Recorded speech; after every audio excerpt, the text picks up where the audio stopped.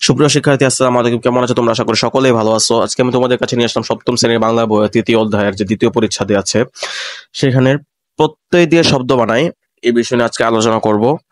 আশা করি পুরো ভিডিওটি মনোযোগ দিয়ে দেখবা এবং ভিডিওটি স্কিপ করো না। স্কিপ করলে বুঝতে তোমাদের সমস্যা হবে। ভিডিওটি পুরোপুরি দেখবা, ঠিক আছে? আর দেরি না করে ভিডিওটি শুরু করি। প্রথমে দেখো, আমরা দেখি প্রত্যয় দিয়ে শব্দ বানাই। নমুনা উত্তর: প্রত্যয় দিয়ে গঠিত শব্দ।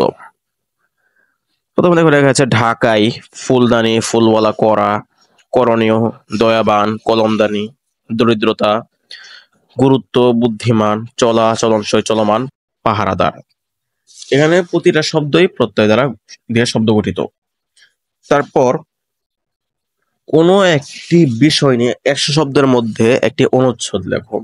মানে যে কোনো বিষয়, যে এখানে তো জাস্ট আমার নমুনা একটা তোমাদেরকে সহজের জন্য দেখাচ্ছি। তোমরা যে কোনো একটা বিষয় নিয়ে একটা অনুচ্ছেদ লেখো। লেখা হয়ে গেলে প্রত্যয়ের মাধ্যমে গঠিত শব্দগুলো নিচে দাগ দাও। এই যে এখানে দেখতে বিভিন্ন প্রত্যয়ের মাধ্যমে শব্দ গঠিত, এই শব্দগুলা এরকম একটি অনুচ্ছেদের মধ্যে দেখবে অনেক শব্দ থাকবে যেগুলো প্রত্যয়ের মাধ্যমে গঠিত। সেই শব্দগুলো নিচে দাগ দিবা, ঠিক আছে? আর এখানে যে একটা অনুচ্ছেদ লেখা হয়েছে, এখানে আমি তো দাগ দিইনি, আমাদের হচ্ছে সেখানে বোল্ড করে দেওয়া আছে। তো দেখি নমুনা উত্তরটি আমরা দেখি। একদিন বাবা বলেছিলেন শৈশবে তার দোলনায় দুলতে ভীষণ ভালো লাগতো। এখানে শৈশবে এবং দোলনায় এই দুইটি কিন্তু প্রত্যয়ের মাধ্যমে শব্দ গঠিত। তারপরে আমাদের বাড়ির উত্তর দিকে নাকি একটি বিরাট তেঁতুল গাছ ছিল। সেই গাছেরই একটি ডালে দাদু বাবার জন্য দোলনা বেঁধে দিয়েছিলেন। বাবার প্রিয় খেলনা ছিল একটি কাঠের ঘোড়া। এখানে খেলনা শব্দটি কিন্তু প্রত্যয় দ্বারা গঠিত। বাড়ির সামনের ফসলের ক্ষেতে চাষি নানা রকম ফসল ফলাতেন। বাবা সেসব মুগ্ধ হয়ে দেখতেন। জগতের সকল প্রাণীকে বাবা ভালোবাসতেও তার প্রিয় প্রাণী ছিল বাঘা নামের একটি বিড়াল। বাড়ির পাশের রাস্তা দিয়ে গাড়োয়ান, এই গাড়োয়ান শব্দটি কিন্তু প্রত্যয় দিয়ে গঠিত। যখন গান গাইতে গাইতে যেত বাবা, তখন একটু ছুটে রাস্তার ধারে এসে দাঁড়াতেন। বাবা নিজেও খুব ভালো গান গাইতে পারেন। বাবার শৈশবের গল্প শুনতে আমার অনেক ভালো লাগে, কিন্তু আমার শৈশবের সঙ্গে বাবার শৈশবের খুব একটা মিল নেই, ভেবে মন খারাপও হয়। শব্দের অর্থ বুঝে বাক্য লিখি। নিচের শব্দগুলো ব্যবহার করে মুখ্য অর্থ এবং এক বা একাধিক অর্থের প্রয়োগ দেখাও, ঠিক আছে? এখানে নমুনা উত্তর আমরা দেখি। এখানে নমুনা উত্তর: এক, পাকা। মুখ্য অর্থ, গৌণ অর্থ 1, গৌণ অর্থ 2। পরিপক্ক হওয়া, ইট বা পাথরের তৈরি, স্থায়ী। মা আমাকে 2টি পাকা কলা দিয়েছেন। পিয়াস ভাই একটি পাকা বাড়ি নির্মাণ করেছেন। এই কাপড়ের রং পাকা। এই তিনটি কিন্তু 3 জিনিস। যেমন দেখো, পরিপক্ক হওয়া, মা আমাকে 2টি পাকা কলা দিয়েছেন, এটা কিন্তু ফলের ক্ষেত্রে বুঝেছি। ইট বা পাথরের তৈরি। পিয়াস ভাই একটি পাকা বাড়ি নির্মাণ করেছেন, মানে কোনো ইট বা পাথর দিয়ে যেটা তৈরি করেছে। স্থায়ী, এই কাপড়ের রং পাকা, মানে কি একটা কাপড় আছে, এই কাপড়ের রংটি উঠবে না, পাকা একটি রং এটা। প্রথমটা হচ্ছে মুখ্য অর্থ হিসেবে ব্যবহৃত হয়েছে, দ্বিতীয়টি হচ্ছে গৌণ অর্থ, তৃতীয়টিও গৌণ অর্থ। তারপরে 2, ধরা। মুখ্য অর্থ, গৌণ অর্থ এবং তৃতীয়টি গৌণ অর্থ। যেমন দেখো, 1, ধারণ করা।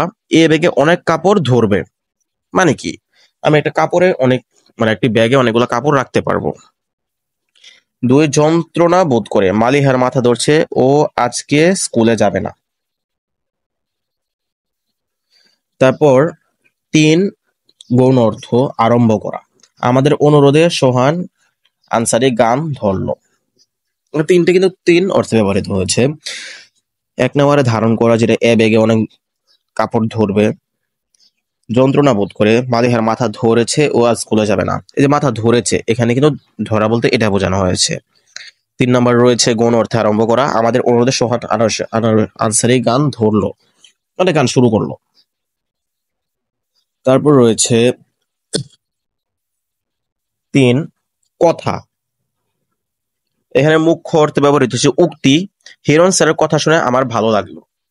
2, গৌণ অর্থে ব্যবহৃত হয়েছে যেটা প্রতিশ্রুতি। পিউ কথা দিয়ে কথা রাখতে জানে।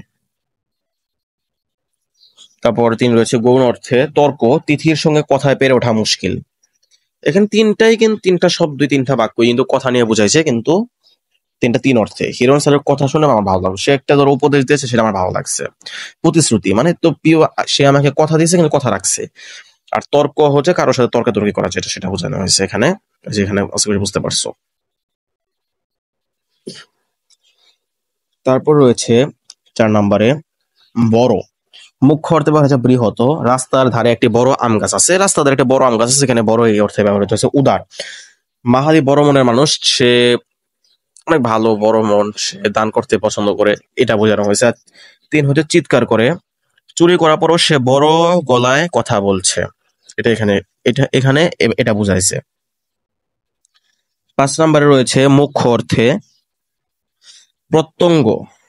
হাবিবার মুখে হাসি লেগেই আছে, মানে কি মুখে একটা অঙ্গ প্রত্যঙ্গ না, সেটা বুঝাইছে। 2 মাসে কথা, এবার কাকলির মুখ ছুটেছে। 3 নম্বরের সম্মান অর্থে বোঝা হয়েছে মেয়েটার বংশের মুখ রেখেছে, মানে তার সম্মান রেখেছে, এটাই। তারপর রয়েছে 6 নম্বরে মুখ্য অর্থ মানসিক ভারসাম্যহীন। বড় ছেলে মারা যাওয়ার পর তিনি পাগল হয়ে গেছেন। গৌণ অর্থে রয়েছে অস্থির, প্রচন্ড গরমে সবার পাগল পাগল অবস্থা। তারপর গৌণ অর্থে রয়েছে বিমুখ, বিমোহিত, বিমুগ্ধ, অবিমোহিত অবস্থা, যেটা বোঝাইছে তার গান শুনে পাগল হয়ে গেলাম। আজকের জন্য এতটুকুই, আশা করি ভিডিওটি ভালো লেগেছে তোমাদের। যদি ভিডিওটি ভালো লাগে থাকে তাহলে অবশ্যই একটি লাইক করে দিবা এবং চ্যানেলটি সাবস্ক্রাইব করে দিবা। ঠিক আছে, তোমরা সবাই ভালো থাকো, সুস্থ থাকো, আল্লাহ হাফেজ।